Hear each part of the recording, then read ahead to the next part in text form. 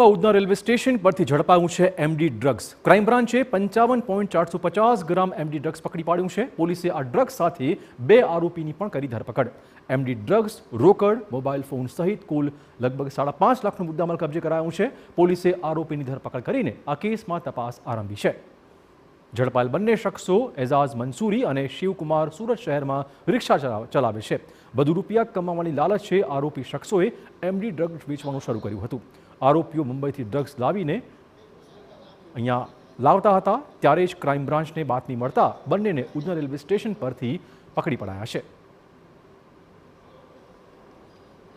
સુરત જહાંગીરપુરાના રહેવાસી એઝાજ મંસૂરી અને શિવકુમાર ગુપ્તા કે જે વરાછા રહે છે, આ બંને મુંબઈથી એમડી ડ્રગ્સ લઈને આવે છે અને સુરત શહેરમાં વેચવા માટે લાવે છે. આ બાતમી આધારે સુરત ક્રાઇમ બ્રાન્ચની ટીમ દ્વારા ઉધના રેલવે સ્ટેશનની બહાર એક વોચ ગોઠવવામાં આવી હતી. રેડ કરવાનું આયોજન કરવામાં આવ્યું. પંચો સાથે વોચમાં હતા. દરમિયાનમાં બંને બાતમીવાળા ઇસમો આવતા એમની પાસેથી 54 ગ્રામ 55 ગ્રામ જેટલું એમડી મળી આવ્યું હતું, જેની અંદાજે કિંમત 5.5 લાખ રૂપિયા જાય છે.